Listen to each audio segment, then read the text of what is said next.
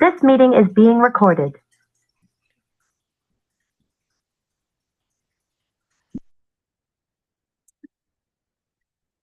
So I think we can start now. Hello, everybody. On behalf of Elephant Artist Relief Society, also known as EAR, and the EAR leadership team, I'd like to officially welcome you to tonight's Umbrella Talk. My name is Jill Armstrong. I'm a longtime EAR board member and a member of EAR's programming committee. For tonight's Umbrella Talk, we welcome Contra, aka Priya Ramesh, the creative director of the Bump Festival. But first, I'd like to begin tonight's event in the spirit of respect, reciprocity, and truth by honoring and acknowledging Mohkinstsis and the traditional Treaty 7 territory and oral practices of the Blackfoot Confederacy, including the Siksika, Kainai, Piikani, as well as the Ayasi, Nakota, and Tsuut'ina nations.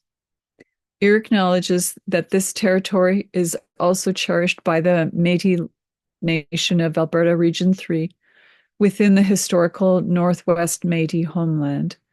We celebrate all nations, Indigenous and non, who honor this land. We are grateful to engage in an honest and eager process of reconciliation. We are all treaty people. Tonight's event is part of EAR's ongoing series called Umbrella Talks, which offer presentations for artists of all disciplines. But first of all, a little bit about EAR.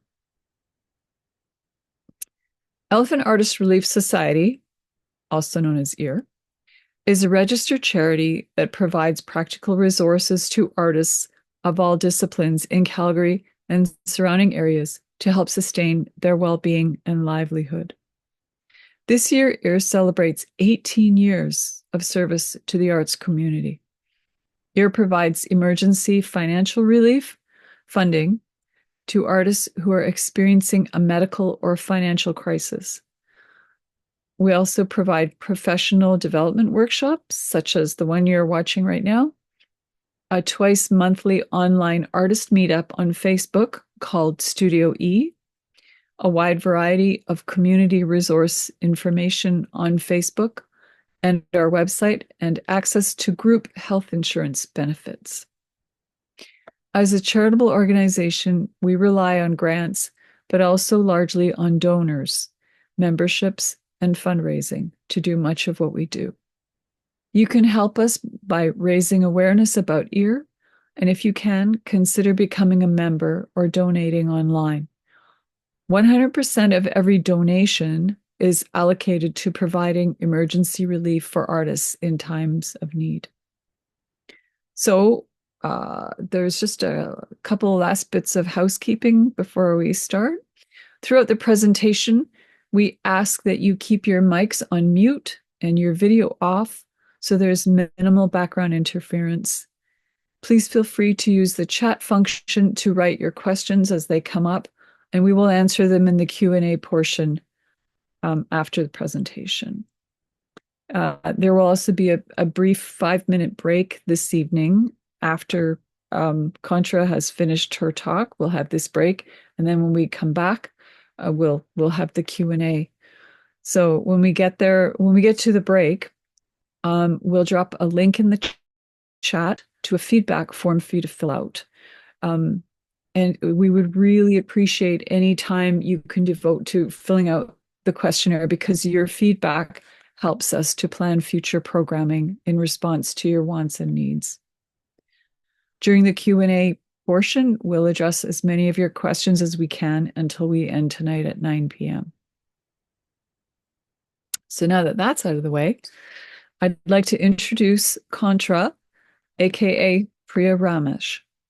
Contra is a visionary artist, creating immersive and transformative experiences through film, music, and creative direction. As the co-founder of the art and production house Foreigners, she can often be found building worlds as a film director and producer. Her most well-known alter ego is as one half of the path-breaking music project Cartel Madras, now signed to the legendary American label Sub Pop Records. In Calgary, she works in the arts as a curator and is one of the organizers and a creative director behind the Bump Festival. In all her endeavors, she pioneers new narratives and fosters cultural evolution, sought after for her innovative creative direction by arts institutions across Canada.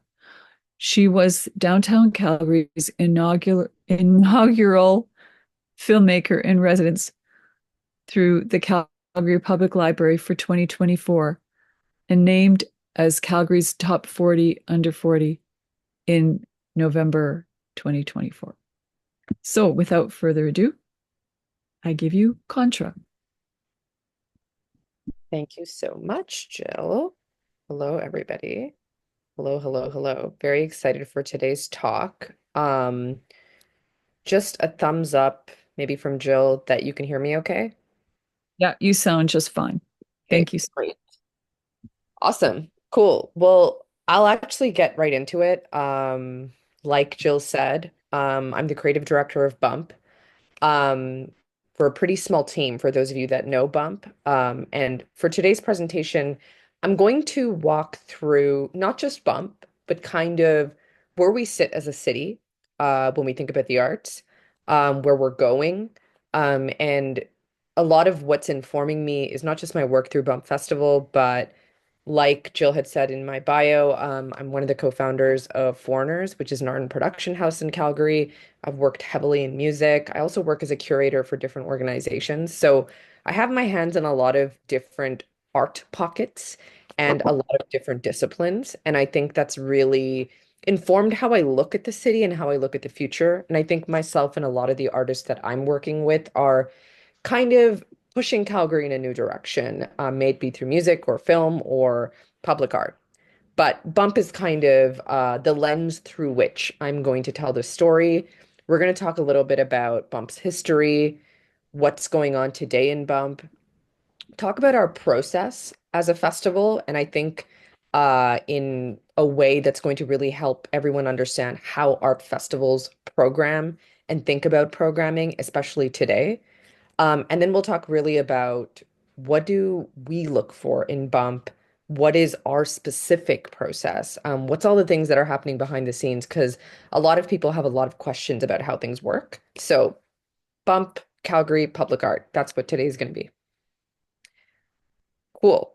So, I labeled this presentation Art, the City, and Our Future specifically because I think that Um, Calgary is a very interesting prairie city on a tipping point. And I say this because, one, I think Calgary is experiencing rapid change. I often think of it as a surreal city because a lot of the art that I do, especially in my practice in film and music and just kind of like installation work, um, we look at the city through an interesting lens. I think people have a very interesting idea of Calgary. Obviously, much of it is true. Politically and culturally and socially, we can be a very strange city. But sometimes I look at Calgary and I think we're so absurd as a city. Even, the cultural touch points of this city that, 10 days out of the year, we all become cowboys. Like it's really crazy. The fact that we're landlocked and that kind of influences what type of artists come here, what type of musicians come here, what type of money is poured into the arts. There's a lot of, like folk root that's coming out of music, but then you have an entirely new generation of immigrants who've arrived over the past 10 years whose children are now entering the arts, me being one of them. So all of this kind of bubbles together to form a city with a very interesting artistic language. And I say it's a tipping point city because I think we're sitting in a place where any minute now, I think it could change. I think the characters in the arts, like who's pushing the edge, who's speaking, who's really kind of changing conversations in Calgary. It's a very different set of people than you would have seen in Calgary 10 years ago or 20 years ago. The type of artists making waves and the type of conversations that are happening in different spaces in Calgary is changing. The way people can access funding in the arts is changing. So, all in all, I think the next 5 to 10 years of Calgary, it's really posed to be an interesting moment. I think if a lot of the right forces work together, we could be one of the great art cities in Canada.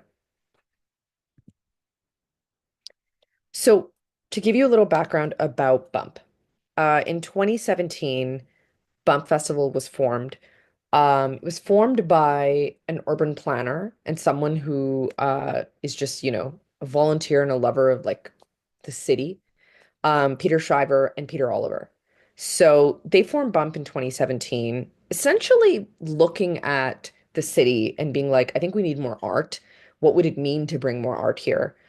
It kind of starts as this DIY Beltline movement. So Bump stands for the Beltline Urban Mural Project. So it begins in the Beltline, with these two guys kind of like looking at the space, lovers of art, lovers of, smaller festivals in Calgary, grew up with Sled Island, going, hey, like, I think we need a little bit of a shift in our visual tone.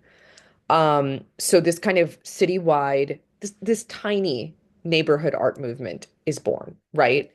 That kind of believes not just in beautifying communities, but hey, how can we have conversations in the public? How can we bring more people in, and cross dialogue, right? So this starts in 2017 and has now, we're entering our ninth year as Bump Festival. The 2025 Bump Festival will be in our ninth year.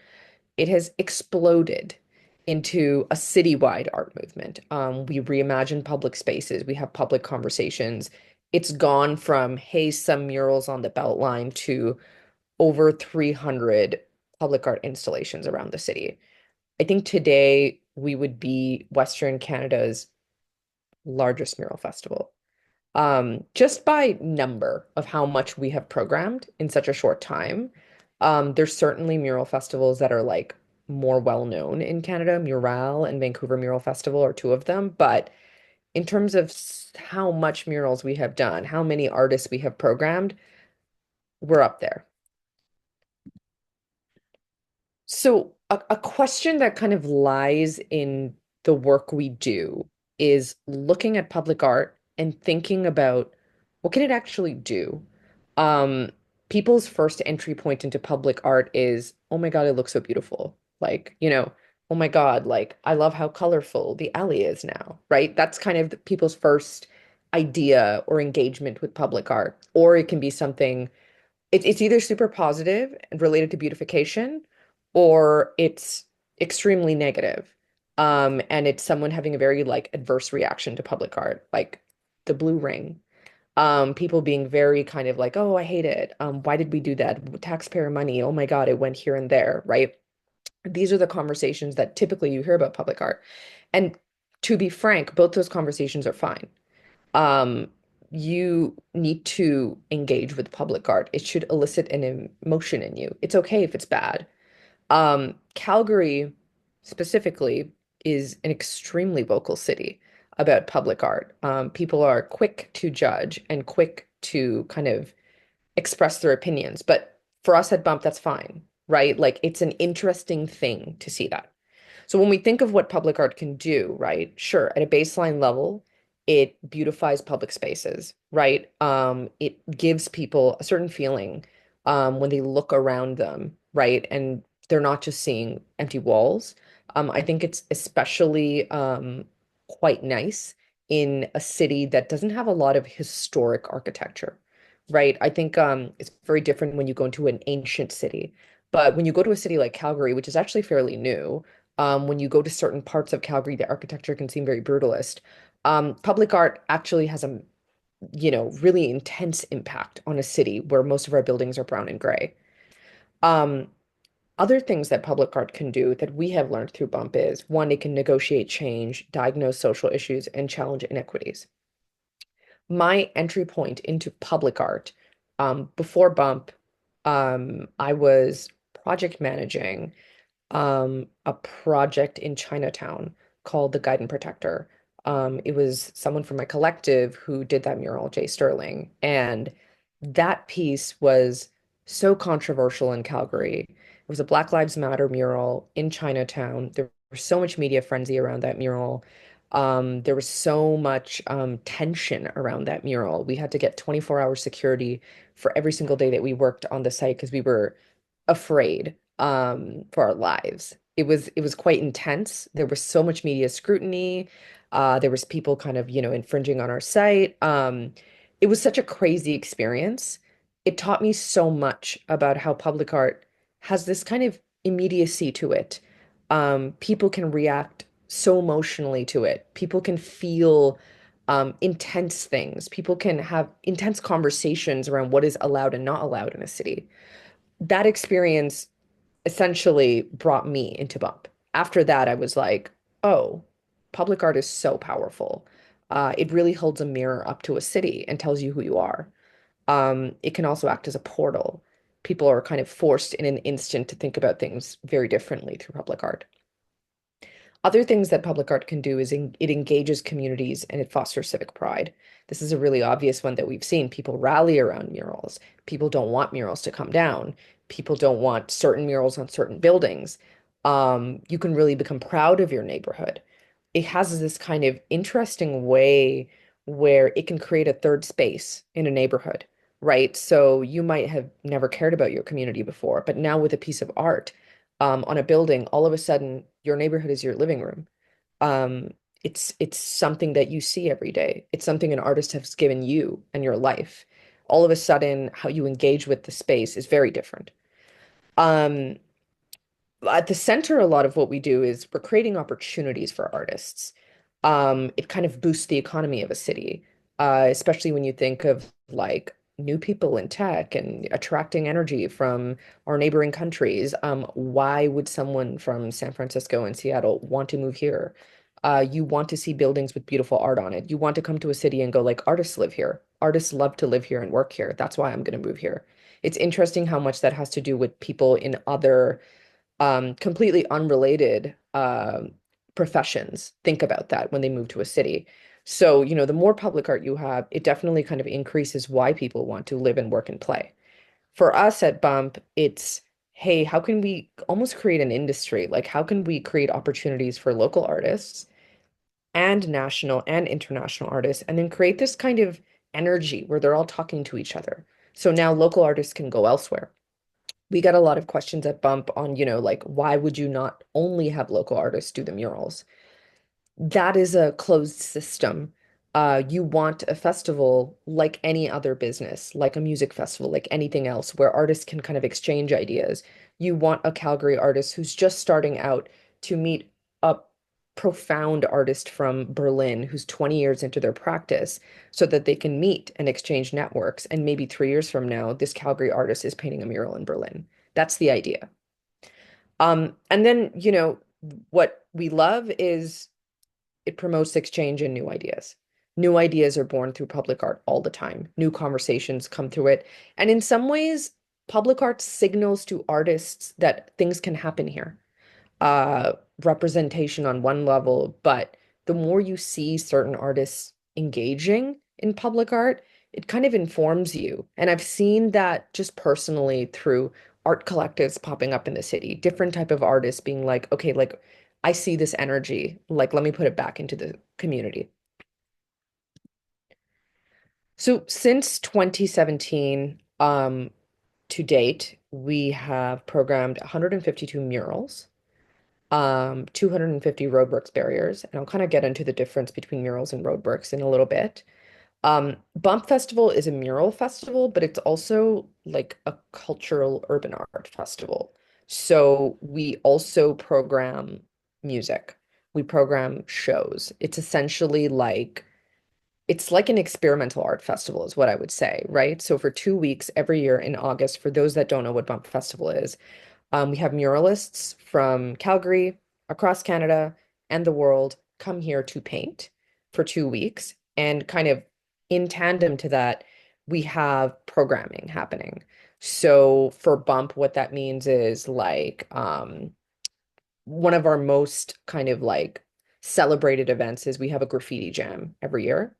We end our festival every year with an alley party, which is like a pretty massive insane electronic party outside. in between our murals in an alley. Um, we last year started an urban arts conference. In between that, we'll have smaller programming as well. So another really popular festival programming is our outdoor cinema.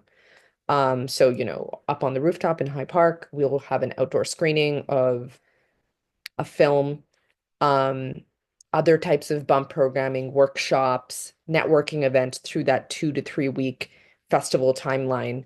All of this together becomes Bump Festival. What we really pride ourselves on is the fact that all of our programming is free. So all of our parties, all of our events, conference, stuff that you would typically have to pay quite a bit of money for is completely free because our kind of, uh, what we say about ourselves is that Bump is for the people, and we really live by that. However, on the flip side, from what I've understood about mural festivals around Canada, we pay our artists extremely well. This is another thing that's important. It's not only, hey, can we get artist opportunities in Calgary, but like, is it viable? Is it something they can live off of if they were to pursue this as a career? So we are paying everyone who does any work within Bump Festival, but anyone who wants to experience Bump Festival is doing it for free. I would say the past 3 years of Bump has been quite explosive. We've really like ramped up. What's interesting is we're still a very small team. So in terms of directors, it's myself, Ryan is our events and festival director, and Anna is our visual programming director. We have two other staff members, someone who does outreach and someone who runs our mural tours program. These are two new people who just joined last year. Before that, Bump was just two people, sometimes three. And then in the summer, each of our teams kind of expand to having one more person.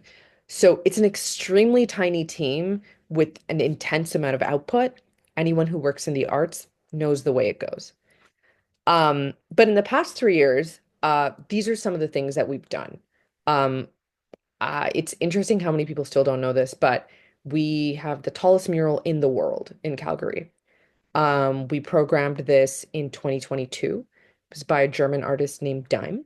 And it was a massive project. It was a few years in the making, and he was able to come in 2022 and give us this fantastic mural on the Beltline. We had Jackie Comrie from Toronto come and give us also one of the largest mural. I think this is the largest mural in Alberta, this one that you're seeing here. The other one is the tallest mural in the world. We've found interesting and new ways to engage artists across Canada. So again, not just through um murals, but we've expanded into roadworks. This year we've expanded into installations. Through our festival programming, our music programming has gotten very experimental and very cool. We commissioned our first film called In This Moment. It was a documentary film. We created a film screening and an event around it. We work year after year with the graffiti community. We've had a lot of international artists come to Calgary, and we've told new stories about Calgary through murals. We often find muralists are coming here and engaging with Calgary, finding stories about the city and presenting it back to us, and people in Calgary are like, wait, what? That's crazy. Like a really good example is over here on our right, I have a little photo there of Violet King, who's Canada's first Black female lawyer. She was a Calgarian. Um, we had an artist who's Jamaican from Toronto named Kersha come to Calgary and paint this portrait of Violet King. We programmed it in a highly visible area because we want people to ask about this mural. We want people to ask about this story. It's just another way on how public art reinforms a city about their own history. So let's get into our programming, and I think on a larger scale, talk a little bit about programming for public art festivals across Canada. Something that we are noticing is that muralism has exploded. It's become something that's really a lot of people are gravitating to. It's interesting because like I think I noticed that trend 3 years ago with some of the artists in my own circle. You had a lot of people who traditionally are not muralists jumping into muralism. Like I was seeing that happen quite a bit. And I was like, okay, that's an interesting trend. And then I kind of just saw that happen across Canada. There's many reasons for it. There are barriers to entry in the sense that like you have to get into a festival. Like Canada is not a place where you can just paint any wall. Um, but in many ways, it's an art form that allows for a fair bit of experimentation in certain ways. Because murals are like the function of them, you're generally speaking, people use it to beautify a space. I find that it's easier for people to join into teams and enter muralism or enter it through different ways. So I've seen muralism explode, and to kind of maybe even put a number on it, in 2023, in 2022, 2023, right? Like we're looking at about 400 applications for a bump. And like this is like when we do our artist call. In 2024, it was 900 plus applications. So the leap is insane. Um, Obviously, our festival becoming more public and getting into the public eye is also a part of it. But like it's also just telling me that like there's tons of new muralists. There's a lot of artists dipping their toe into muralism. And it's just something to think about in public art, right? Like it's good to know. Like it's gotten more competitive for sure. So when we're programming for Bump, and right now our artist call is open. It opened the first week of January and it will go till January 31st. And this is our main festival call. What we do is roadworks and murals. This is what our call is for. So I'll kind of break that down for you. Um, the roadworks program is, I don't know if you've seen these small kind of jersey barriers around patios on the Beltline. If you're not from Calgary, you've probably seen a version of it within your own city. This was a program that began during COVID. The city of Calgary wanted to essentially make the Beltline safer because more and more patios were emerging during the pandemic. They wanted to create a way for it to be safer for pedestrians to walk, for people to sit on patios and enjoy, while cars are also moving. So this barrier kind of system was formed. And the city came to us with wanting to design like a program that maybe we could find a way to involve public artists. So we created the Roadworks program in 2021. And it it was a choice for us to say, actually, this is going to be local artists only, the Roadworks program. It's in many ways, it's interesting because I think when we started it, we thought it's an early career emerging artist program. Um, but over just 2 years, we were like, actually, it's quite an experimental medium. If anything, it's not an emerging artist program. It's almost just like a different way to interface with the public. These are small Jersey barriers that are in weird ways like transient. They move around the city. You don't really know where your art's going to go. It's moving in different neighborhoods.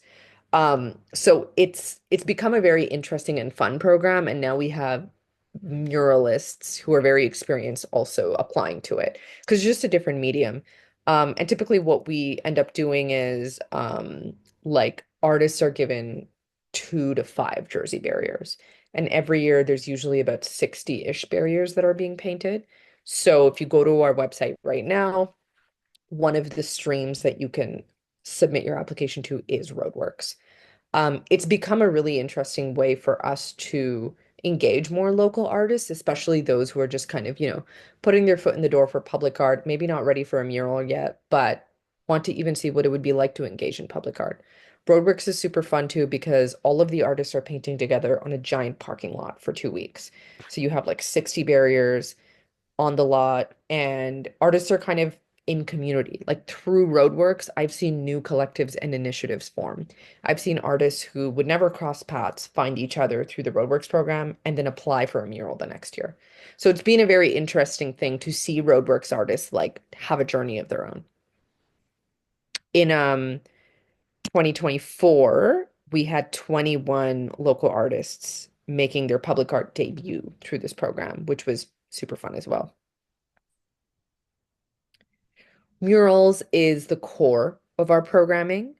Um, I told you that figure, which is 900 people applied to Bump last year. To give you an understanding of the difficulty of programming for a public art festival, we did like 16 murals.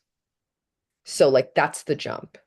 Um, our restrictions on how many murals we can get in a year is really around funding. It's, if we had unlimited money, we'd be programming everybody on our long list. But yeah, so the amount of murals we can actually program is quite restrictive. What's interesting is comparative to a lot of other festivals, honestly, compared to every other festival, we're programming way more murals in a year. We found ways, you know what I mean, to do what we need to do. But that is like something that I think surprises people, where it's just like, hey, like this is how much applicants we have, and this is how many people we can actually end up putting through. And I'll kind of speak a little bit more about that a few pages down. But murals are the core of our festival. Our mural program is open to people worldwide. That doesn't mean that everyone who's being programmed is an international artist. An international artist typically needing to bring them, their artist fee will have to be a little bit higher. So typically in a year, we can only bring 1 to 2 international artists. Everyone else is Canadian. Last year, especially, we had a massive amount of Calgary-based muralists, which is what we're always hoping for. We're always hoping for a festival where more than 50% are Calgary-based artists. And then there's other artists coming from across Canada, and then we have a few international artists as well. And then that kind of interaction between those three types of artists is really what makes our festival awesome.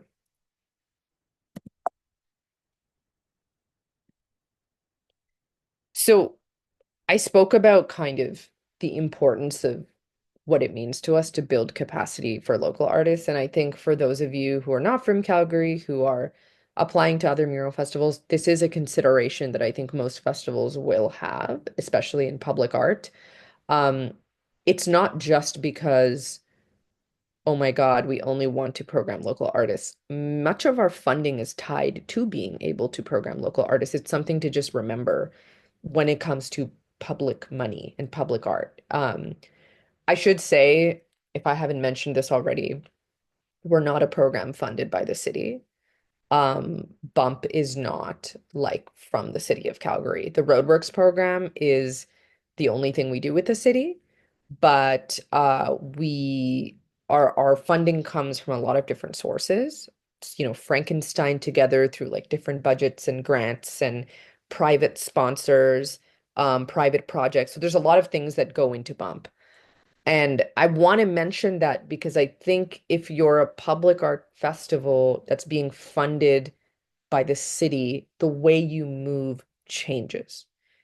We can bring a lot of non-Calgary artists and international artists for a certain reason. We can also be quite eclectic, at times radical and experimental with our programming because of that. Um, I'll speak about our urban arts conference a little bit later, but that was an initiative we started last year, really understanding the position we're in as a festival in Calgary, as a festival that's not city funded. It allows us a bit more freedom in the conversations we're having. It allows us to be a little bit more open, a little bit more candid. So just like things to kind of explain different ways a festival or an arts institution might work and how they program and who they program. With all of that said, building capacity in the local arts is a massive, that's very important to us. We want Calgary artists to succeed and we want them to understand the larger arts world. So we're trying to get them to succeed not just here, but elsewhere. So essentially, like what we do through our festivals, we're creating pathways for growth and we're connecting these artists to national and international artists. We don't want it to be Calgary artists in a silo only talking to Calgary artists, because that is actually not helpful at all. Much like any other industry, you need to talk to mentors, you need to talk to people who are senior and higher along in your career, you need to talk to people from different places to have a cultural exchange.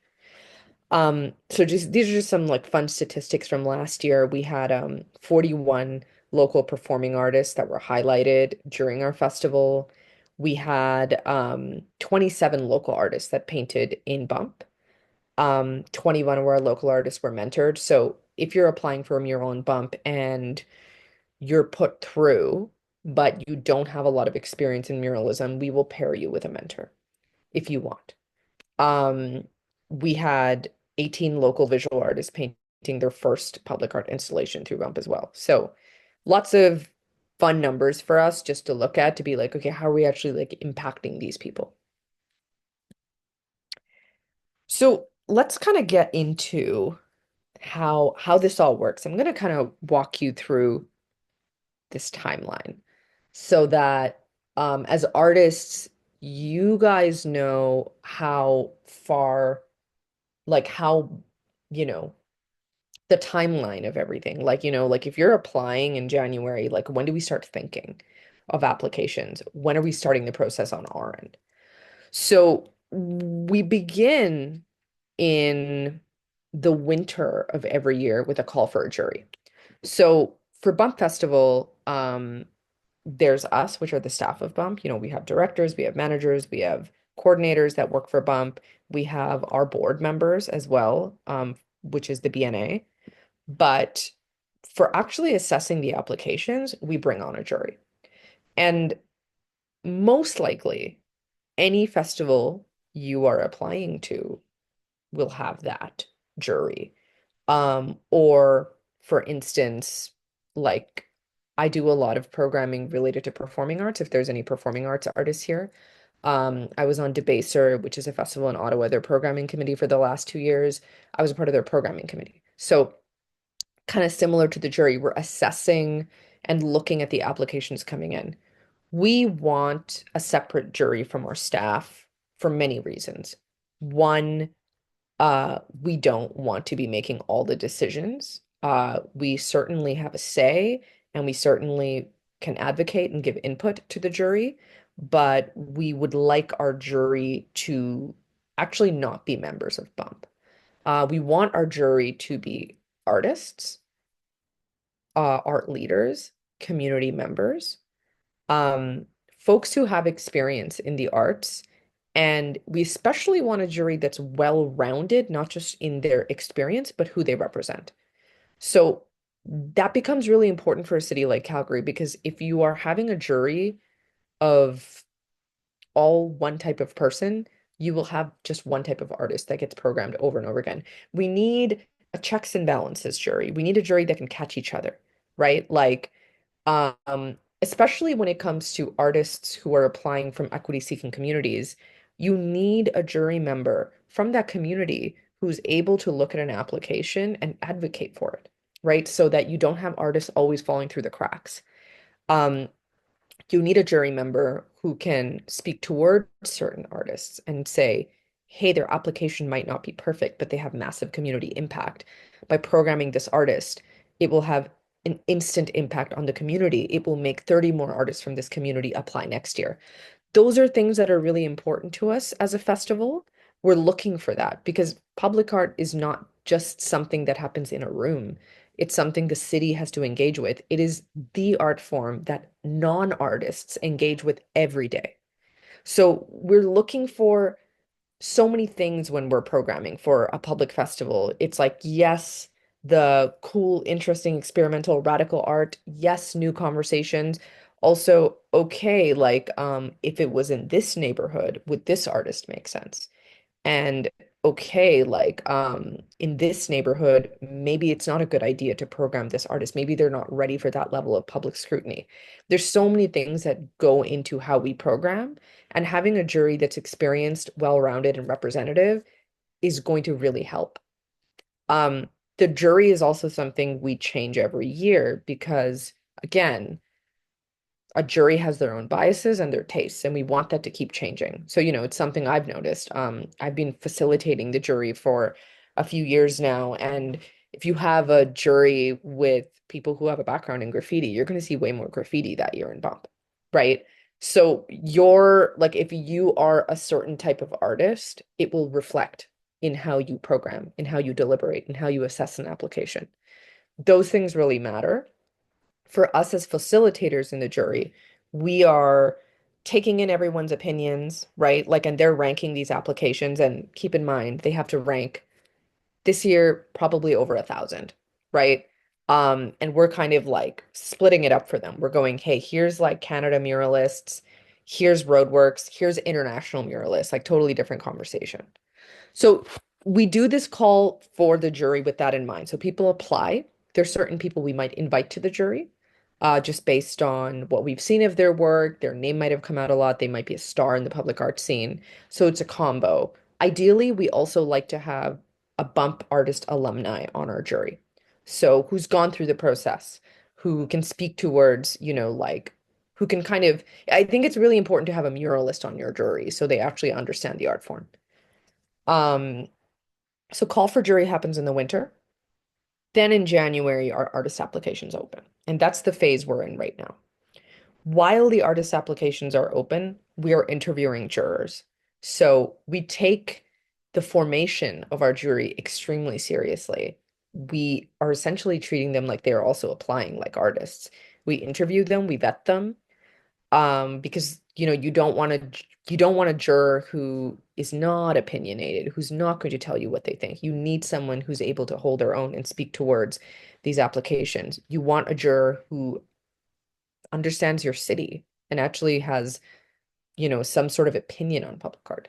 So we're vetting our jury pretty thoroughly right now, and our 2025 jury has just formed, which is very exciting. So artist applications come in. Artist applications, we're taking it in for 1 month. And then once artist applications end, we go into jury deliberation. And again, when I say we, yes, it's bump, but it's every festival in Canada. They go into jury deliberation mode. And what that means, it's, you know what? It's actually not just for festivals, it's also for grants. So I think that's something to keep in mind, right? There is a deliberation period. It's usually like a couple months. So our jury will deliberate February and March. Maybe a little bit of April. Sometimes the deliberation can go over based on the amount of applications we have. During deliberation, we are informing the jury about the history of our festival, informing the jury on what we might be looking for this year, things to keep in mind. We are telling the jury, like things they might need to know about even Calgary and public arts. Information like, hey, you're looking at 1,000+ applications. Know that only 15 murals will go up this year. Things the jury might have to keep in mind while they're ranking. Because we've had jurors think that they're putting through 40 artists, and we're like, no, no, no, no, you're putting through 12. You think you're putting through 40 artists, but actually only 12 of them will make it. So interesting conversations to have with jury, right? And then it's like when you're deliberating for roadworks, you're looking for different things than when you're deliberating for murals. So jury deliberation happens, and you'll kind of see that below, right? There's this kind of green half rectangle that says building outreach and funding outreach. From the moment our festival ends at the end of August, we go into building outreach and funding outreach. We're looking for money. We're looking for partnerships.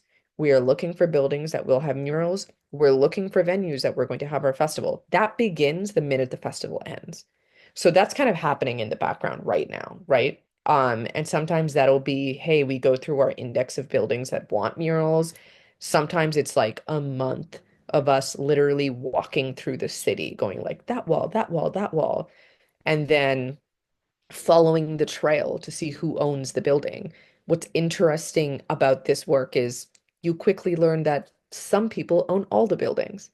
It's interesting because it's like, yeah, we're working for the public, but the buildings are private, right? Like, we actually don't paint on public property. The art is public art, but the buildings are owned by like a company, by a guy, right? We don't get to paint on like government owned property. Like we tried, for instance, like we've been trying to paint like Palace in downtown Calgary on Stephen Ave, but that's a heritage site. So we quickly learned that would be an impossible task. So there's like restrictions on which buildings you can paint, right? So it's an interesting game of public art on private structures.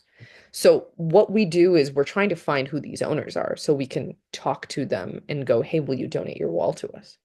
Sometimes in an, best case scenario is the person who owns the building is the person who owns the business who wants a mural. So for example, um, we did a mural with most of the time, even if we're doing a mural with a private entity, like they need to go and find the building with us.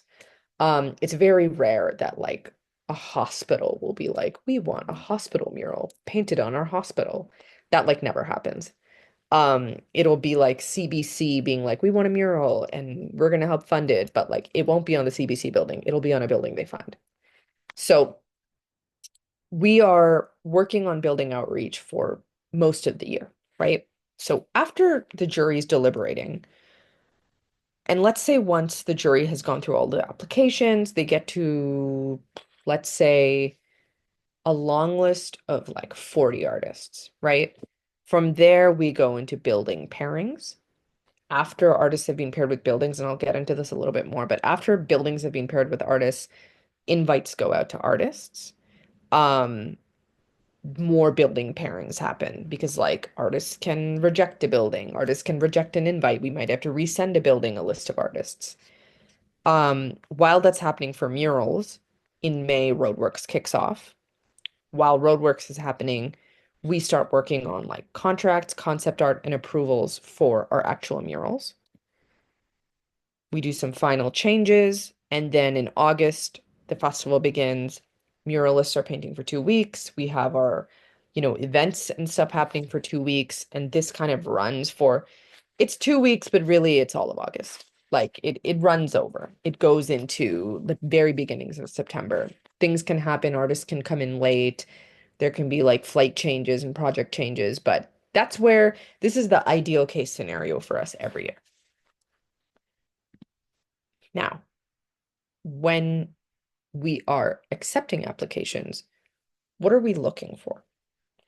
So at a baseline level, everyone knows this, experience and skill, right? Like we are thinking about how much have you done in public art? What even if not public art, how much have you done as an artist? Um, if you haven't done anything in public art, what are your skills in the art space, right? These are things that generally we have to think about in muralism because beyond it being a cool, fun thing, it is something that's quite technical. It requires that you are trained, that you can operate a lift, that sometimes you are able to go up very high. It requires you to work oftentimes 8 to 9 hour days in the sun, many times alone, sometimes with someone else. But murals are like difficult. Like the more experience you have, the better you get at them. The more experience you have, the more you can tackle different sorts of wall. Oftentimes, I think artists get quite it's quite jarring, the jump between a canvas and a mural. Working in the public realm is intense. You are not working in a studio. Anyone can come up to you. And that's like a whole nother conversation to have, which again, I'll speak about in our next two slides. But experience and skill is really important. Community impact is something we look at. Again, maybe you're not the most experienced artist, but you're a real community leader. Um, Touching you will touch 100 other artists. That's something to think about in public art, especially when you're trying to bring in more equity-seeking artists, people from communities that are not typically represented in public art, especially in a city like Calgary. Creativity and innovation is really important to us.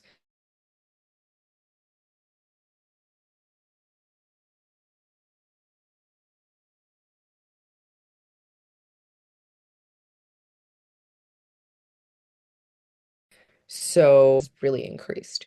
Um, it's kind of reflective of maybe even the staff of Bump. All of us are from the arts. All of us work in really kind of like have quite a bit of like an experimental practice in our own lives. We touch a lot of different arts organizations outside of Bump. So it's influenced the way we program, the type of artists that we want to see, where we want them to come from. I think it's also important to think about Calgary.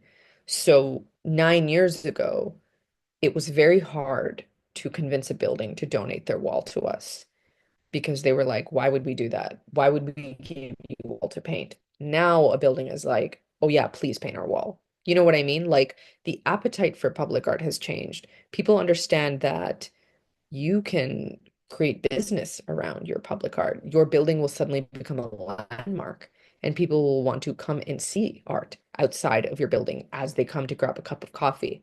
All of a sudden, people rally around your building and your business. So more people also understand that like they can tell stories about their own workplace through public art. So we had like Cirque du Soleil in 2023 do a major show in Calgary called Kuza, and they approached us to do a mural with them, or like for them and for the show. So it was like a massive project. It was one of our biggest murals. It's on East Village, but that was an interesting experiment for them because for them they're saying, okay, we're going to tell the story of Cirque du Soleil and the history of Cirque du Soleil and this art form through muralism. And Cirque du Soleil is a national organization, right? So organizations are starting to understand the appeal of using murals to tell a story. Sometimes they can be used for their own marketing and their own promo, but for it's a vehicle, for different things. For us, as more and more people want murals, it allows us to play a bit more. We're like, okay, the demand is high. Now we can play. You know what I mean? When demand is low, we have to work within very strict confines. When demand is high, we can go, ooh, what if you want this artist who's really, unique and really surreal, and they're coming from here and they're doing this really crazy art form that you've never seen before.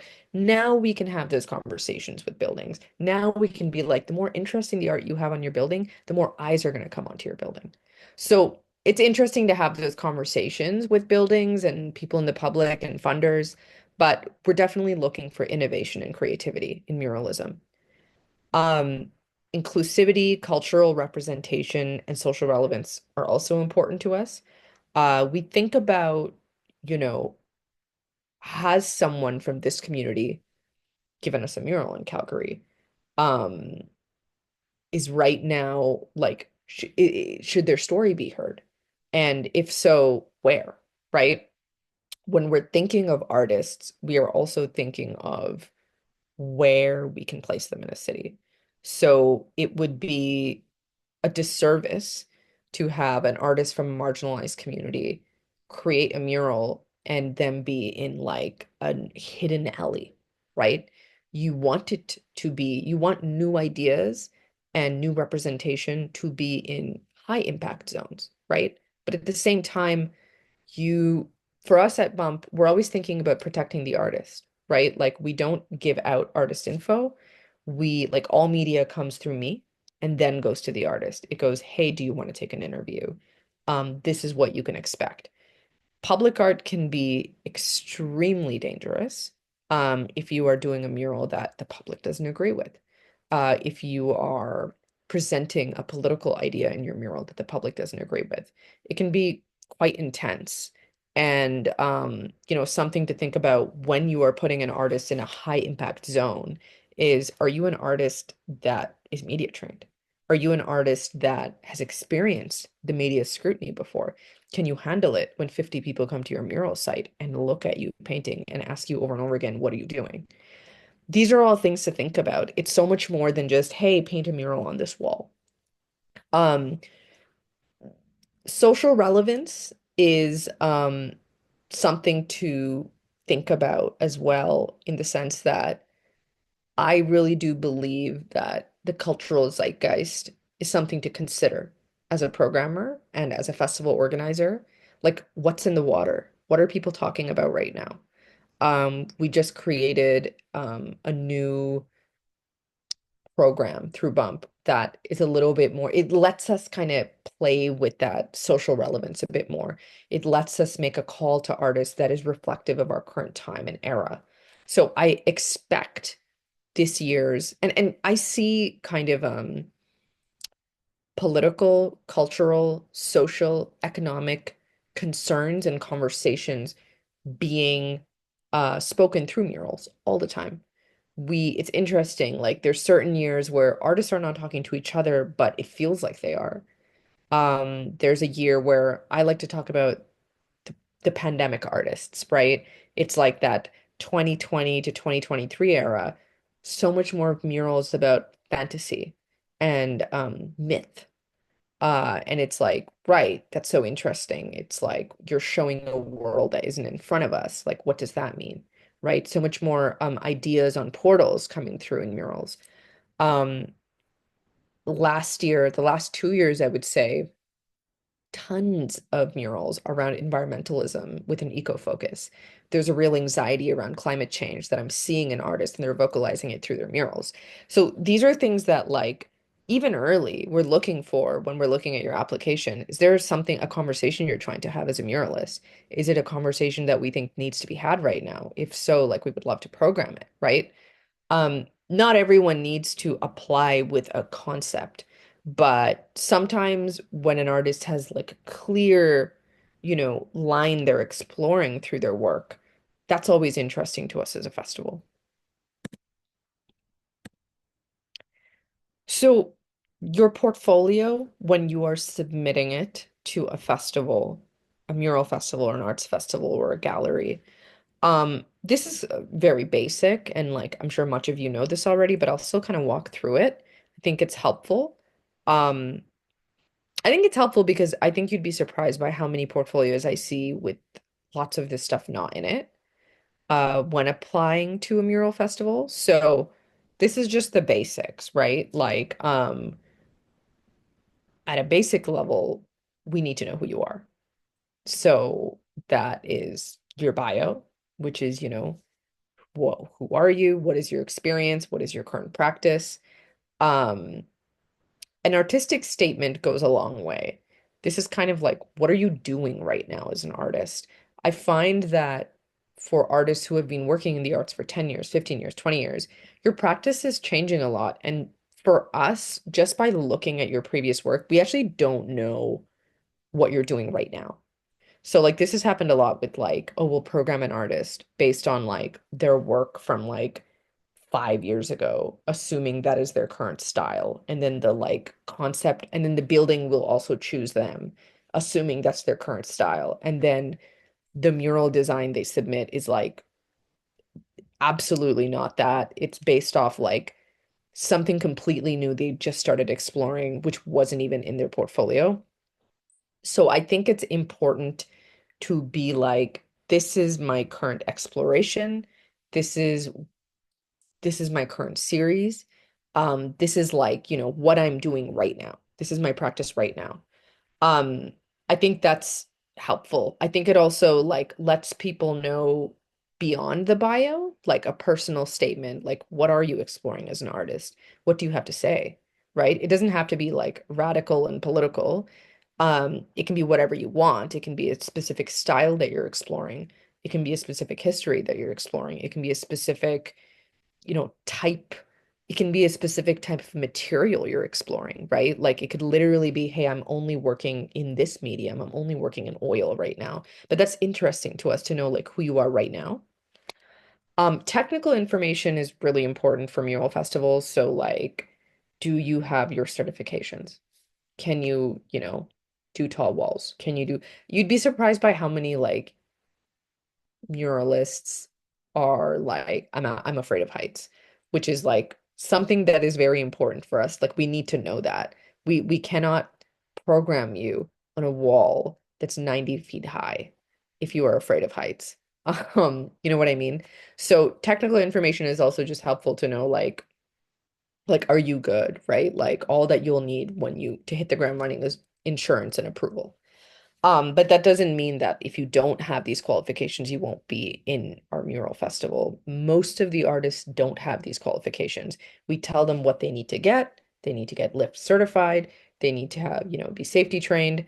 And then once we see their wall and do the pairing, like we'll figure the rest out. But it's good to know if you have those things, especially if you are, if you're like, oh, I am experienced working in different terrains in different environments. I have been an assistant on multiple projects that are like this and that. Super, super helpful. Um, Listing your professional experience is, I think, great, right? And that's just like, it doesn't just have to be murals or public art. It can be exhibitions, it can be festivals, it can be collaborations, it can be you assisting in groups, it can be you curating, it can be residencies. Mention all the awards you've gotten, mention your education, mention everything and anything that you think is relevant to this. Um, Sometimes I think it's also helpful if you are like a public figure, like if you're a resident, if you've done workshops, if you've held talks, I think it's good to kind of list that stuff too. You'd be surprised by how many festivals right now co-program. So like we're programming muralists, but like I'm also thinking, hey, who can talk in our public art conference? Who would be good on a panel? Who can actually lead a workshop? I'm thinking of stuff like that all the time. And I'm usually going to artists and asking them, and so many times artists are like, oh, I hate public speaking. And that's totally fine. But like the person that I didn't even think wanted like a speaking gig in the arts is like, oh, hey, like actually like I do a lot of workshops. Like I love to be on a panel.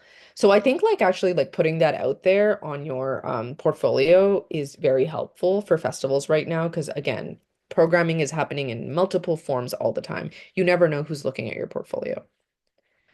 Um, high quality images of previous work I think is super important.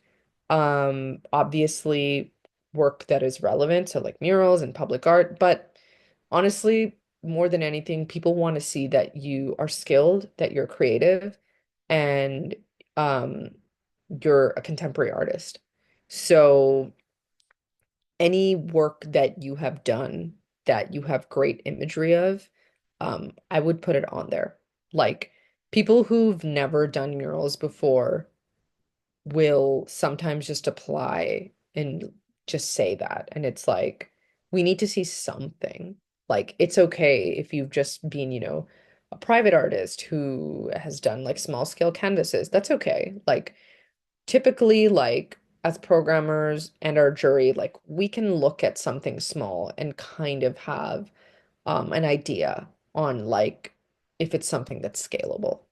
So I think that is something important to note, that it's okay if you don't have murals in public art. Like even if your work is like installation and residencies, put it on there.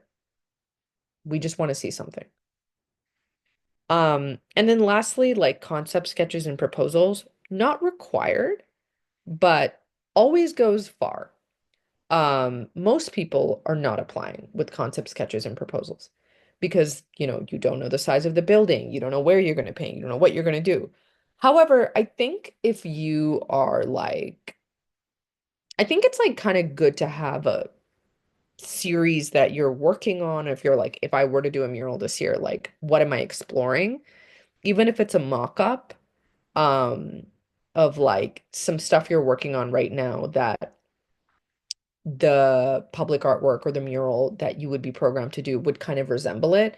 I think that goes a long way, actually. Just because, like, again, most people are not doing proposals. Most people are not doing concept sketches when they're applying to a festival. I think it could set you apart. So that's like my recommendation.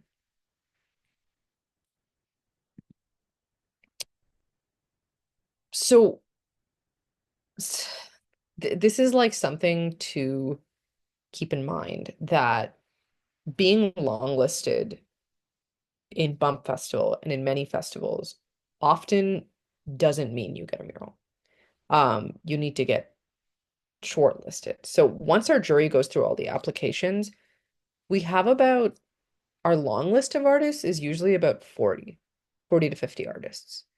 From there, right, we go and look at how many buildings do we actually have this year. And let's say we hit 15 buildings. Then we're like, and we hit 15 buildings by looking at budgets and projects, special projects, general projects. And we go, okay, we have 15 buildings that we can paint. The walls are, some of them are really big, some of them are medium, some of them are small, right? Once that happens, what we have to do is we have to go to a mural like, so let's actually say, let me show you real quick. This mural on the front page of this presentation, right? This is a mural on the Beltline. It's by an artist from Colombia named Wasnan. It was a mural we did in 2023. Um, it's a super fun mural. It's a massive mural, actually. So this is a wall that's quite tall. Um, and to do it, it requires a certain sort of lift. The wall's texture is a certain sort of way, right? So when we look at a mural like this, what we have to do is, in the building pairings part of it all, we send them, we can't send them all 40 of our artists because the building owner is just going to pick an artist that they like based on like the image on their portfolio. We have to think about which of our 40 artists could paint a mural of that size, and maybe it might only be 10. So we will give them 10 artists from our long list. Then we'll look at another wall, and the other wall might be super wide and long. And we'll look at their portfolio and go, how many of these artists have experience in painting super wide and long murals? Maybe 20 of them. So we'll give that building 20 of those artists to pick from. We'll look at another building, and that building is shaped in a way where you can only do portraiture on it, small scale. We'll look at the artists on our long list and go, who can do this? So we have to do this dance where not every building is getting all 40 artists. We are kind of giving them the artists that we think make sense for certain buildings. We might look at a building and it might be in the most high impact zone of all in Calgary, and it's big. We wouldn't throw an artist who's never done a mural on there. Like an emerging artist would not get that wall. It's too big. They wouldn't be able to do it. If it's also too public. Like sometimes it's in a zone that's just high traffic. It's a little bit more dangerous. It requires an experienced artist to tackle it. So these are all things we think about when we're programming. We might also just think of like different regions in Calgary, right? Based on like who you are. Like if you are an artist and you're like, I grew up in this neighborhood, I love this neighborhood, it might be like, okay, like we will put you in this building's list and we'll mention that when we send it to them. We'll be like, hey, we do have an artist from this neighborhood who is interested. That might be something we think about as well. So we're doing the building pairings. That's not something the jury does. We have to think about the building shape, where it is, the building's surface. We've had many times where we send an artist a contract with the building, the location, and then they're like, hey, what's the surface? And we're like, oh, it's brick and this and that. And they're like, no, I can't do it. Um, if you're using spray paint versus a different type of brush, it will determine what type of wall you can paint. So those are all things that like we have to think about. Something we used to hear a lot early on is like, oh my God, this is like such a big, massive mural project. Like, how come like you didn't give it to a Calgary artist? And it's like we're trying to build up the capacity of our local artists to do those murals. We need to be able to see that they can. It's crazy to give a artist who's just starting in muralism a building that's 15,000 square feet. It would be like putting someone who is just starting out their music career to headline Coachella. Like it's the jump is crazy. And I think like people don't understand that this is also a technical art. It's an art that takes experience. You have to build up to it. We're lucky right now in Calgary. We have so much experience and awesome muralists now. Many of our mentors are Calgarian. But we're also thinking about we're trying to give a range of different people opportunities. Many times, I would say Bump Festival is a lot of artists' first foray into public art. Um, we're trying to create new public artists and not just fund public artists that are already there and super popular. We're trying to bring new people into the conversation. So today, when we think of muralism and we think of Calgary and we think of this space, um, it's a new landscape. Like I said, kind of at the beginning of this presentation, there's new players, there's new disciplines, um, there's a global influence. I really see that in who is having conversations in art and who's leading those conversations. There's less barriers to entry for the arts as well. Something that I've really noticed in the art space over the past 4 or 5 years is there's a new generation of artists, and we are not coming from institutions. I can speak for myself. I did not go to music school. I did not go to film school. I did not go to art school. Um, I've kind of like found my way into this space through just kind of building my own worlds and working through community and building my own projects and being very experimental and crafty with it. It's something that I see with a lot of new immigrants, or like children of immigrants, where um, there's a whole generation of us who didn't go to school for the arts, but we're entering into the arts and we're finding ways to do it, right? So like I think the art system is getting more democratized. And for a festival like Bump, um, sitting at, a position that I'm in, which is kind of like leading it, um, I think I'm always thinking, who else gets to have the conversation in public art? Who else gets to be a part of the picture? Who can shape how my city looks?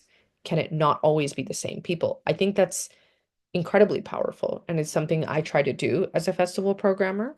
And I think it's something that everyone at Bump Festival is always thinking of. It's like, how can we change the conversation? How can we shake things up?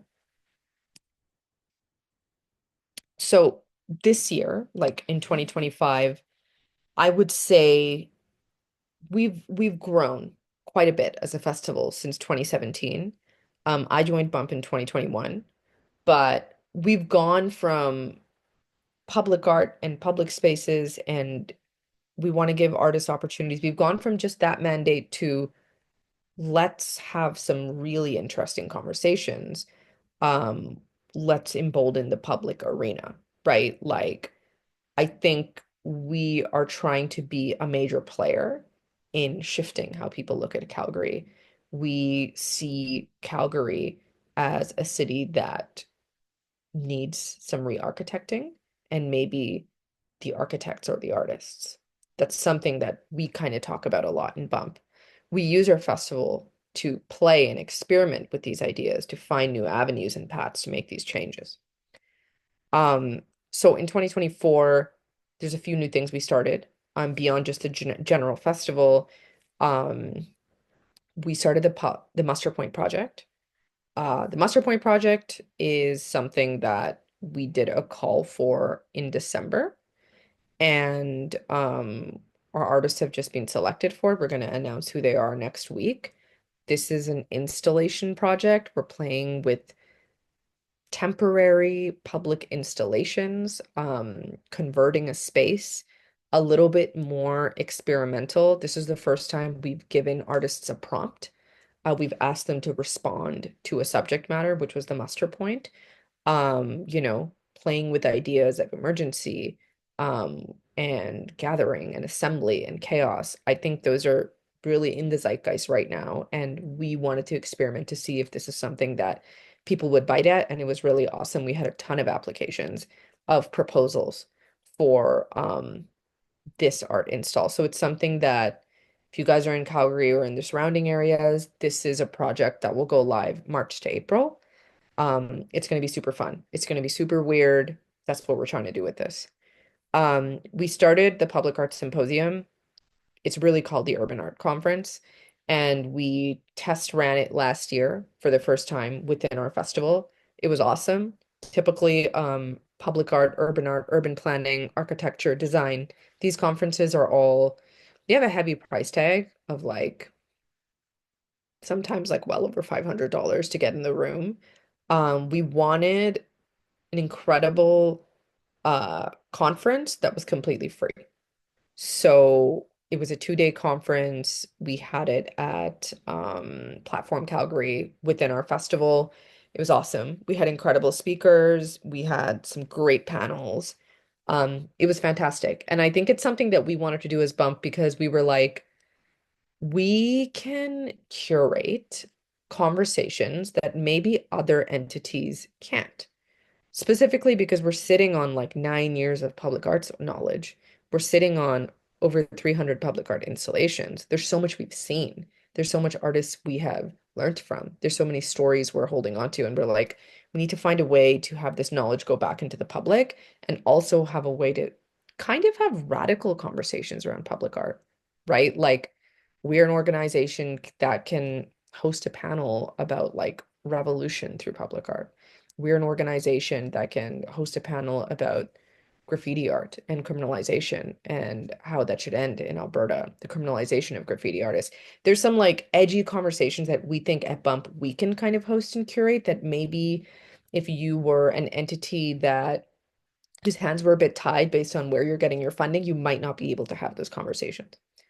We also launched a mural tours program, which is super fun. We have so much public art now, and we are basically we noticed that a lot of people were giving mural tours about our murals, and we were like, maybe we should do it. We have all the real knowledge about it. So we have mural tours that run every week. For February, if you're interested, you can go on a hot chocolate mural tour. We're pairing up with YYC Hot Chocolate Fest every Saturday and Sunday. We have beer walks, we have wine tours, bike tours. It's super fun. It's on our website. Um, the last thing I'll leave you guys with, before we go into kind of question and answer is something that like we've started doing every year for Bump is we think about where we're going. And it's not just through not just through muralism, but just overall, what's the vision, right? So in 2022, for Bump, the first year we really started being like, this is our story, but let's actually like brand and tell this story. Let's like rally behind a certain concept for the year. I would say 2022 was about re-architecting the city. Um, 2023 Bump was the year of play.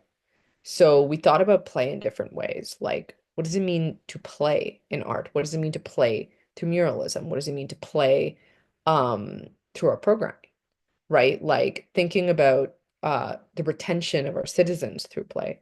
We want people to think about Calgary as a place you can play. Um, in 2024, it was the year of the electric and intentional. So there was this kind of feeling we had in the festival, which is like there's a spark, we're moving in different directions. You know, from the electric and intentional comes the Urban Arts Conference. From the electric and intentional comes the Kiki Ball and Trinity Rave, right? Like we had a lot of interesting programming last year that was really guided by this theme of the electric and intentional. So for 2025, and these are kind of words that are in the air, right? In the festival, in our room, as we're programming, as we're thinking. These are some of them, right? We're thinking of magic, we're thinking of visionary, we're thinking of bold, energized, illuminated, purposeful, vibrant, and courageous. Words like bold and courageous come from, you can kind of see it reflected in Muster Point, where we're like, no, let's go there. Like, let's do something a little bit weird and out there. Let's ask artists to propose an idea as a response to something we put out there. When we think of Illuminated, we want a festival that's illuminating the public and informing the public this year. We want to tell more stories and increase the narrative and increase our reach. Purposeful, I think, is really important. I think a lot of arts institutions and organizations do great work, but I think something we are really trying to do is be intentional with all of our programming. So like don't just program some random thing for no reason, right? Like there's nothing I hate more than a panel that is useless. Like if you come to our panel, like you need to leave from it being like, whoa, I did not know any of that. I needed to hear that conversation.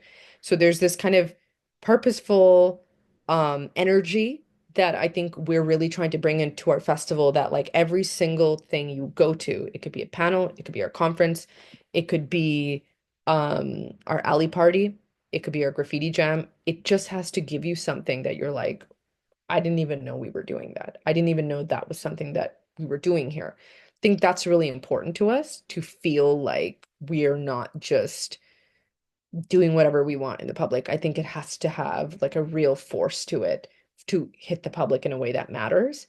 And then magic is a really funny word, but I think like this year it's a word that's coming up a lot. Like what is sensory, what is illusory, what isn't really there, but we reach to and gravitate towards to create art.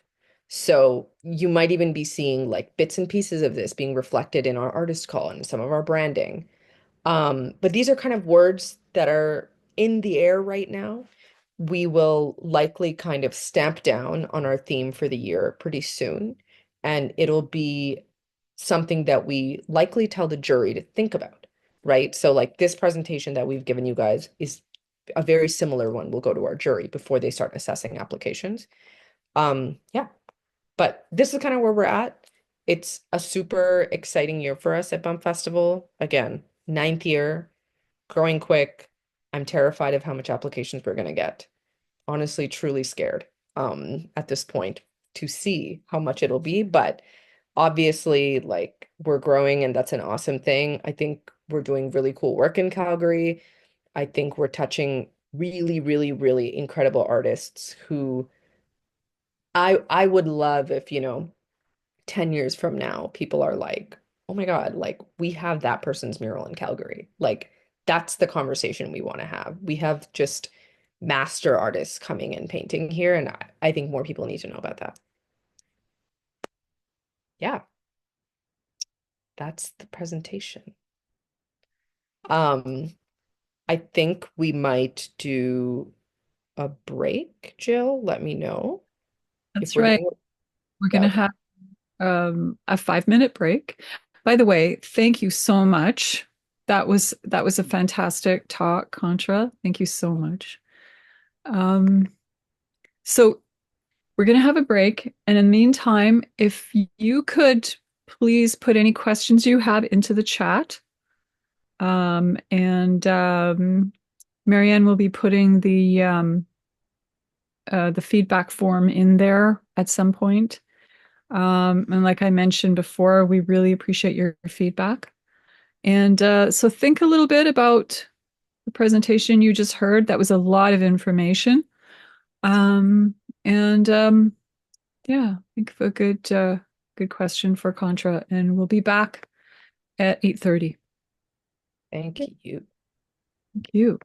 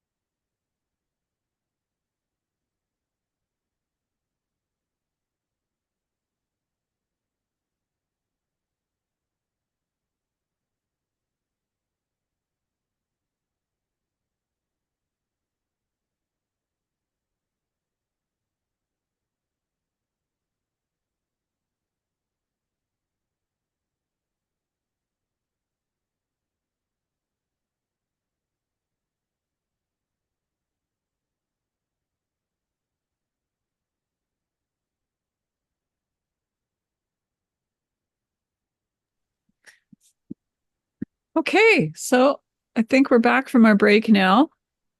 Um,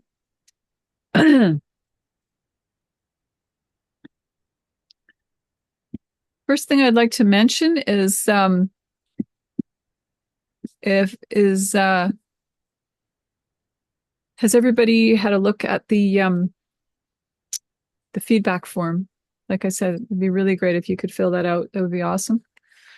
Also, let's see. Also, we want to remind you we have some really interesting events coming up in February. So please stay tuned. We will have our yearly grant writing 101 talks coming up. I don't know the exact dates for anything. So please keep your eyes open for those. And we will also have Art Spot talking and possibly more.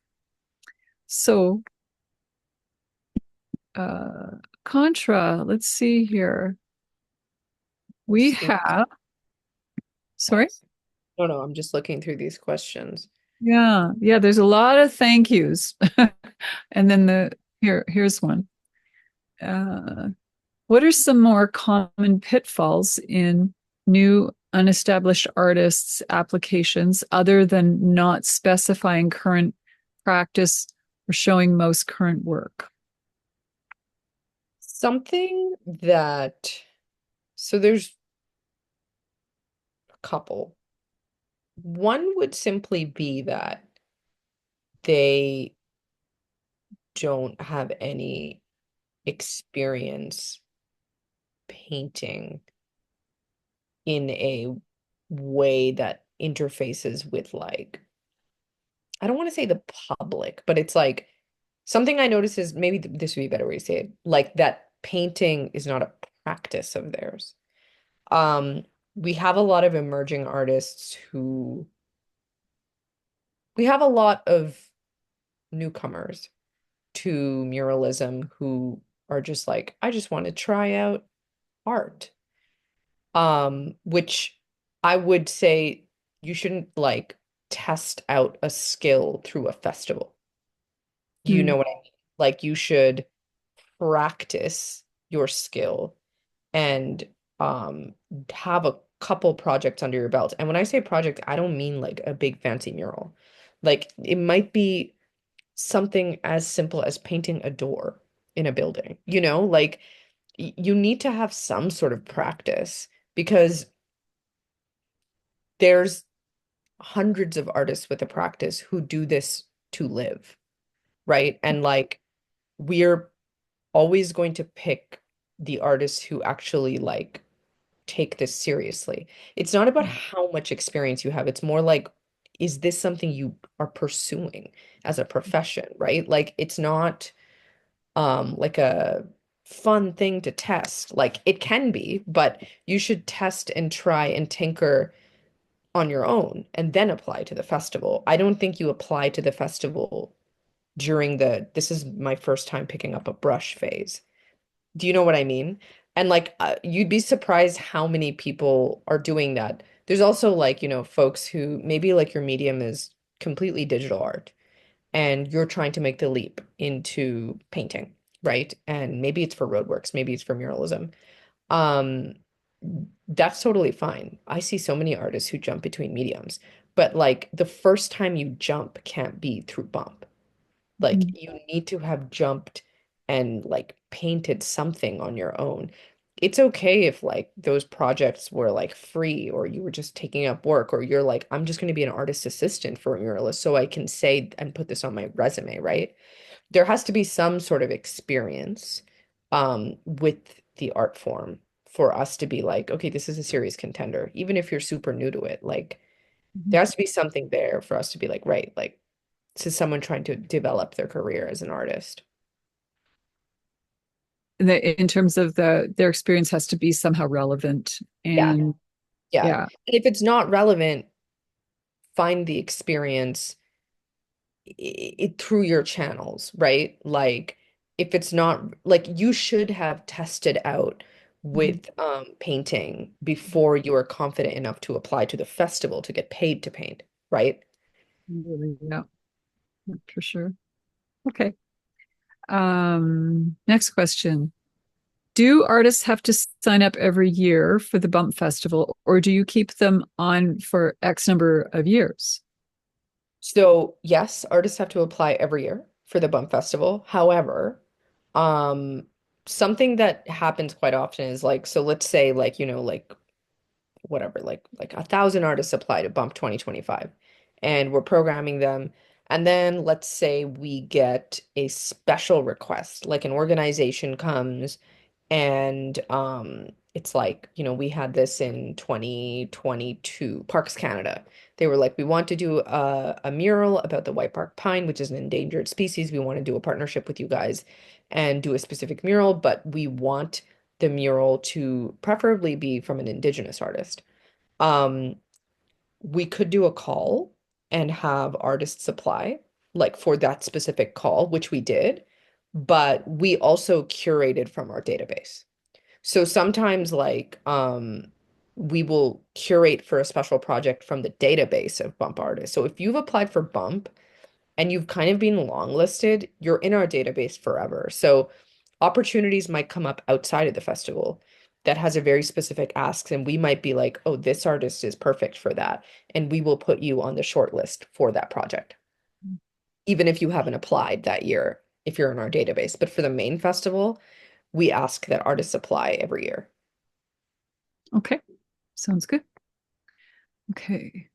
What are some recommendations for high quality photos in terms of should they be separate in a collage? Should they have no backgrounds showing only work, or is the background helpful for size visualization?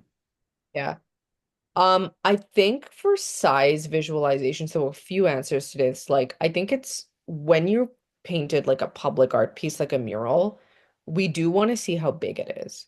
So, like, not only are you putting, like, sometimes having before and after photos are really helpful so that we can see like the leap. Um, Always have the dimensions like as a part of like when you have the picture.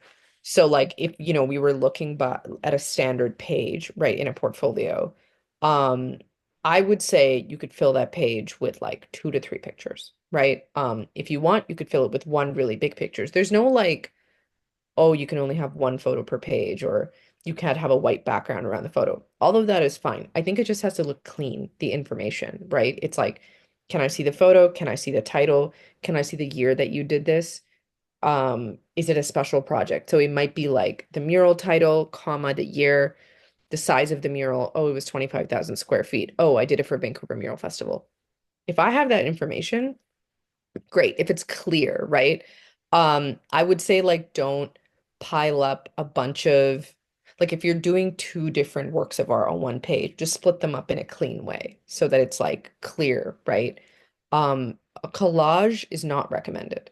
You want to have it like picture, title, picture, title, picture, title.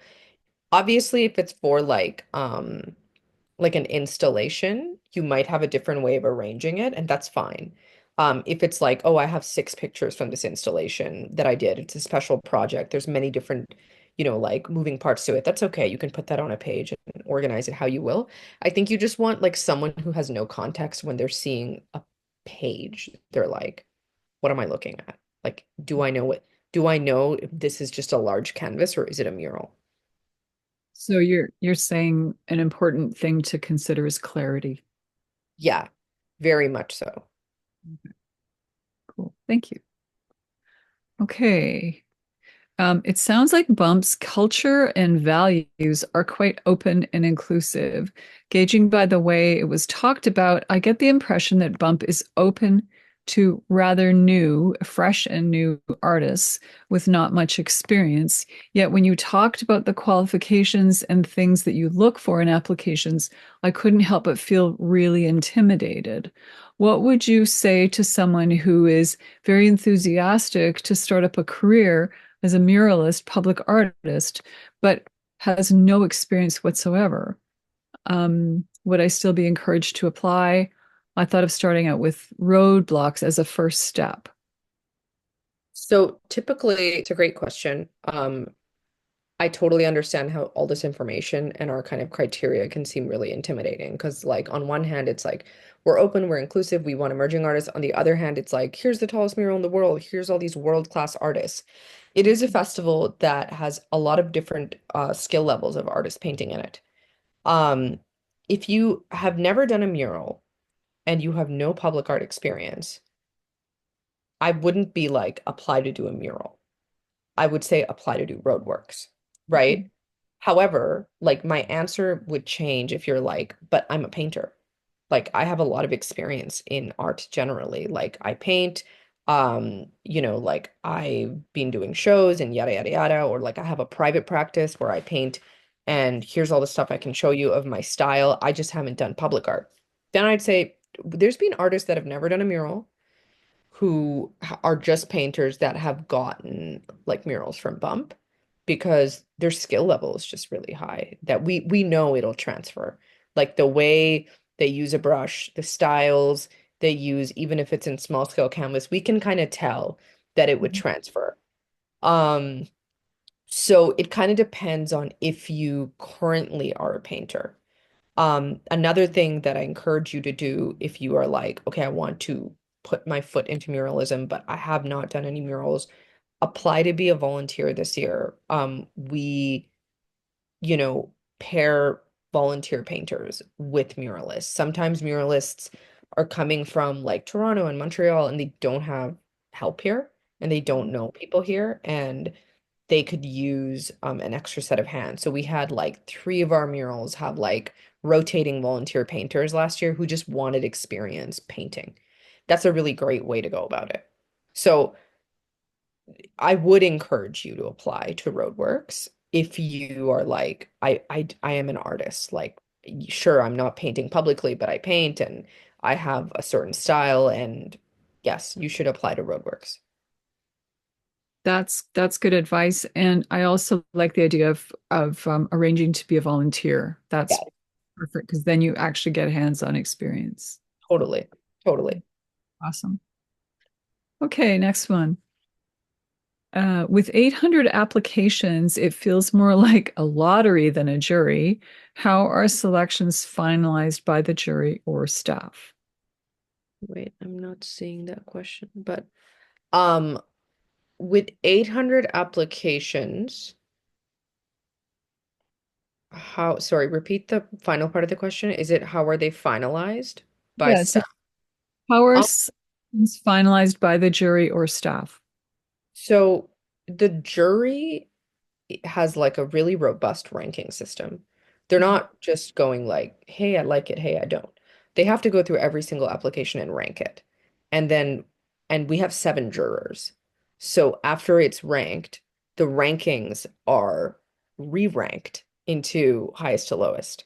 And then we have multiple meetings with the jury to go through their assessments. And it's during those meetings that jurors will essentially advocate for maybe like an artist that got a really low ranking, but they're like, actually, their application is not good, but I know them through this work. I have seen their work through this medium, and I just want to bring it up, right? That's something that happens all the time. Like you can have a low ranking, and we as a festival might advocate for you. We might know of your work in the community and like be like actually like they might be a really good fit for the roadworks program, they just don't have enough experience right now to put together a great application. Different jurors from different communities will also advocate for artists, and then the jury's really fighting it out for these applications, right? It's like once those rankings are kind of shuffled around. um I should also say, like, when I say 800 applications, it's not necessarily like it's not 800 international muralists. It's like split up, right? So if we're looking at local artists and Canadian artists, that's a certain chunk of applications. If we're looking at roadworks artists, the application pool is much smaller because it's just local. And then when we look at international artists, we have to think about that much more curatorially. Typically, what we find with international artists is their experience and skill level is like astronomically high. you have like heavyweights from like Berlin and Colombia and Brazil who are like world-class muralists submitting. So in those cases, we are looking at like 300 international applicants and we can only pick one. So that we have much more of like a curatorial discussion around the international artists because they're all so good. So like we kind of have to think about who hasn't come here before to Calgary. What sort of representation do not have? What sort of style would work in the city from our experience with buildings? Like what there's it's interesting to say that like there's so many artists we want to bring. Mhm. Sometimes we are at the mercy of building owners who don't want something wild, right? Like that mural that was on the top of my presentation by Woznian, getting that programmed here was like amazing, but like it there were so much things that needed to happen behind the scenes. Like, you know, knowing people in the building and the board. You know what I mean? Like there were so many things that needed to happen to bring such an experimental mural to Calgary. Yeah. Makes sense. Thank you. Okay. Have you ever had an artist hire a commercial painting team to support them in the project? Interesting. Um, a commercial painting team. No. I have had it done through other festivals and organizations I have juried for. Um, so I was on the jury for like another arts entities project, and one of their muralists that they selected simply designed and hired a team to paint it. Um, we have never done that. I think our preference and like to date, it has been like you're painting your mural. You can hire other people to paint it with you, of course. Um, So like, so if you're saying like if artists have hired other people to paint the mural with them, yes, that happens all the time. What doesn't happen is an artist is just a designer and then they hire like painters to paint the mural and they don't touch the mural. That has not really happened. Obviously, like there are conversations around accessibility that we've had with people, and like those are kind of like specific situations that like we handle with specific artists, but like generally, it isn't like a festival where someone designs a piece and then a bunch of muralists who are Mhm. unnamed paint it. Yeah. Okay. Thank you. Okay. If an artist slash community member has a building in mind in their neighborhood, is it possible for Bump to include it as a part of their programming? And would that artist be eligible for that wall over another selected artist not from that community? So the question is, will, can you repeat the question? Okay. If an artist or community member has a building in mind in their neighborhood, okay, that's the first part. Is it possible for Bump to include it as part of their programming?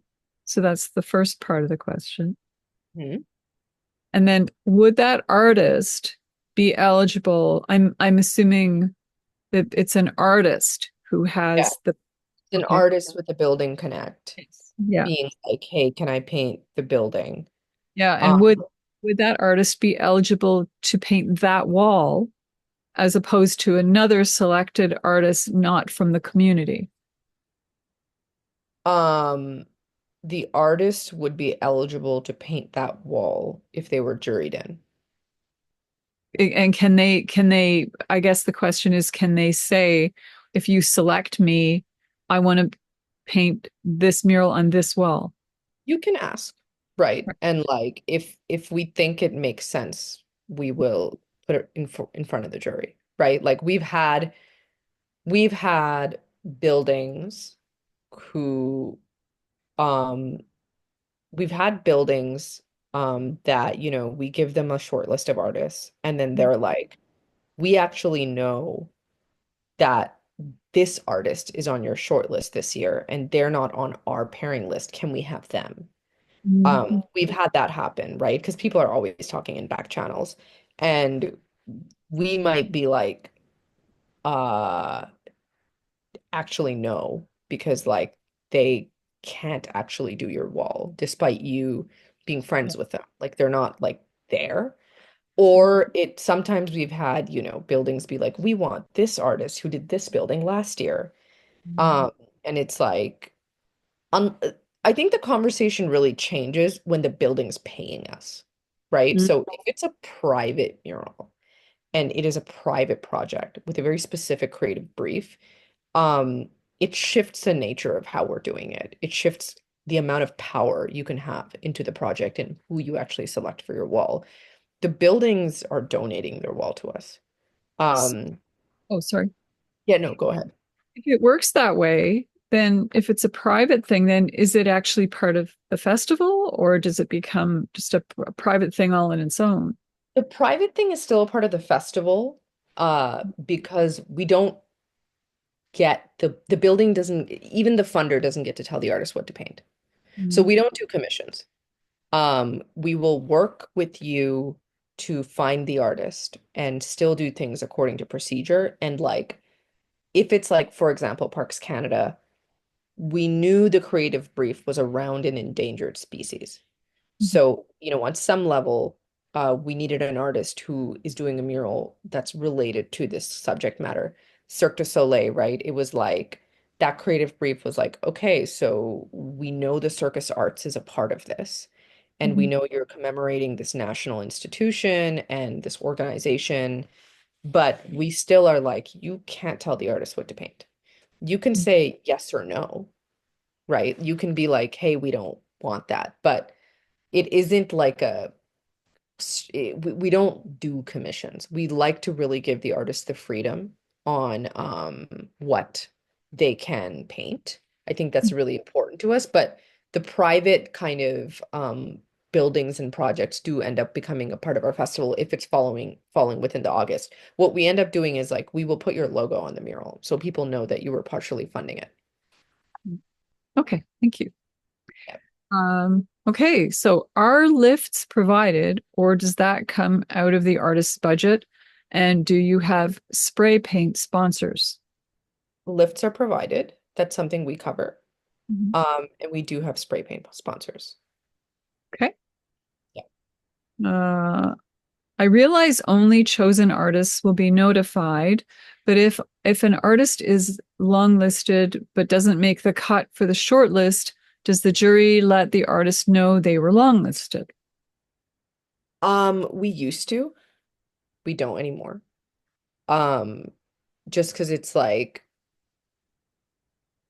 such a like tricky situation to be longlisted, and then everyone wants you to have a mural, but oh, the building didn't rank you high enough, and then all the other buildings have now ranked someone else. Like it's like a complex situation. And it's like something we go back and forth on.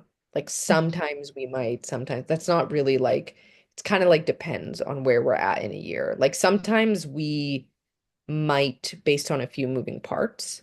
Mhm. Um, but typically no. Oh, Typically like the building and the artist has to be paired. And then we're like, okay. Because we've had so many situations where things have fallen through, right? mhm. Like buildings are complex. In the final hour, they'll be like, actually, we don't want this anymore. And we'll be like, that's insane. Um, right. But like we try to keep it really fair. Like I think first and foremost, we're trying to protect our artists. We're trying Mhm. to make sure like any work they've put in already, they're being paid for. So it is a complex thing, but typically, I think like as our volume grows higher and higher, as our long list grows higher and higher, we're not necessarily telling people they're being long listed. Yeah, I guess that would be tricky because Yeah, people get their hopes up and then disappointed, right? So, totally. And they're kind of like yeah. mural projects can determine what you do over a whole summer. And it's like, oh, like don't say no to the other project. There's so much stuff. So we try to like inform artists. Like we Mhm, try to get pairings and like that first wave of invites out for May mhm. so that if certain things are not working out, a second wave goes out in June. Right, right. Cool. Yeah, Okay. Well, thank you. Um, hmm. So that seems to be the end of the questions. awesome. Awesome, awesome. I see Grady. I think you sent me a direct message of how tall is the largest mural in Alberta? It's 310 feet. Wow. Yeah, it's awesome. It's right downtown and it's quite the beast of a mural. Wow. That's not for me. I'm not doing it. No. That one was so crazy. We had to drill holes in the mural and then create like a swing stage for the artist to work out of because like you couldn't like no lift would go up that high. It was yeah, it was wild. Oh my God. Wow. Yeah. It's really involved. Actually, this whole talk has been really fascinating for me because I had no idea how involved every aspect of this is for you guys. It's incredible the amount of comprehensive work and consideration that goes into this. So, I know. I know. Yeah. It's a super like there's so many moving parts to the festival. And there's so much like we learn every year from it too. oh, I'm sure. I'm sure because every year it'd be different for sure. Hmm. Hmm. Well, Marianne put a reminder in the chat to please fill out the feedback form. You can always click on the link, the hyperlink, and then you'll have it on your computer for later. You can always send it if you don't finish it by 9. But in the meantime, I just want to thank everybody for coming tonight.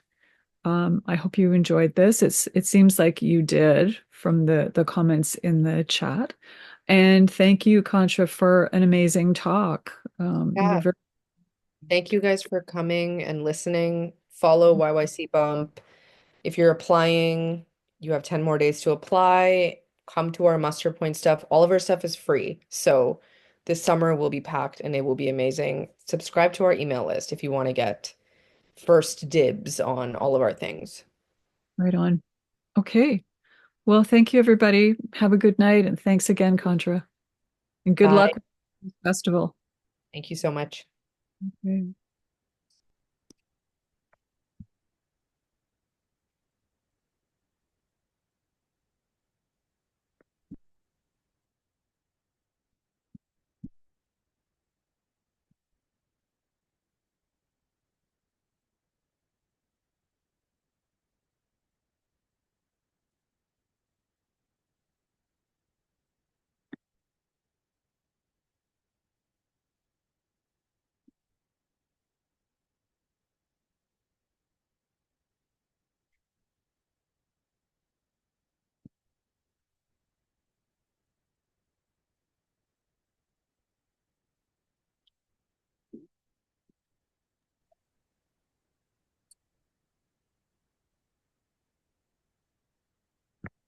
Great job, guys. Oh, I can't thank you all enough.